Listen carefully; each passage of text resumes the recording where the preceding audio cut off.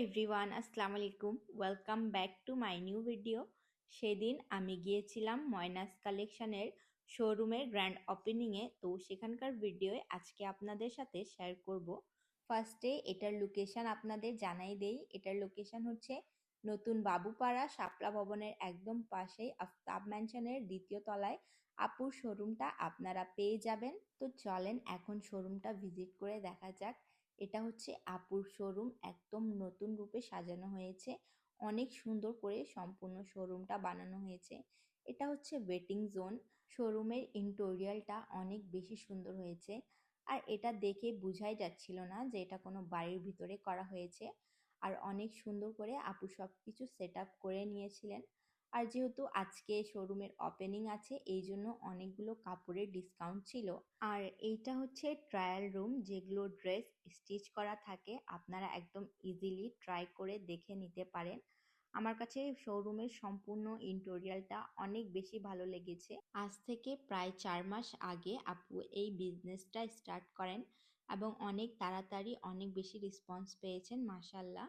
আর সত্যি বলতে আপুর কালেকশনগুলো অনেক বেশি ভালো হয়। এটাই ছিল আপুর সম্পূর্ণ শোরুমটা।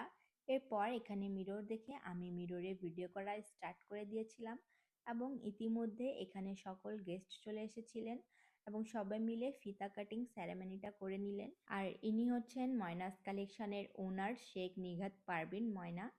তো এখানে আমি আর আপু মিলে দুইজনে একটু মিডিয়ার সামনে কথা বলতেছিলাম।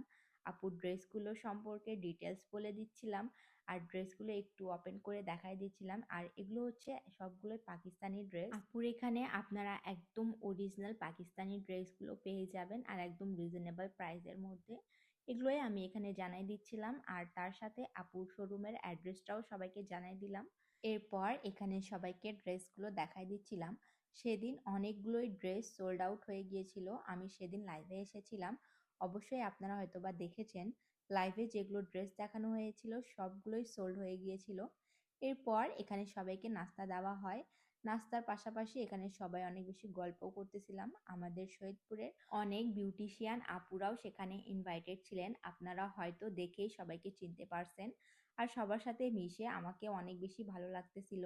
এরপর যাওয়ার সময় সবার সাথে একটু ছবি ভিডিও করাই নিলাম এবং সে সময়ও সবাই মিলে অনেক বেশি হাসাহাসি করতেছিলেন ওনারা। আর সবার সাথে মিশে পার্সোনালি আমার কাছে অনেক বেশি ভালো লেগেছে।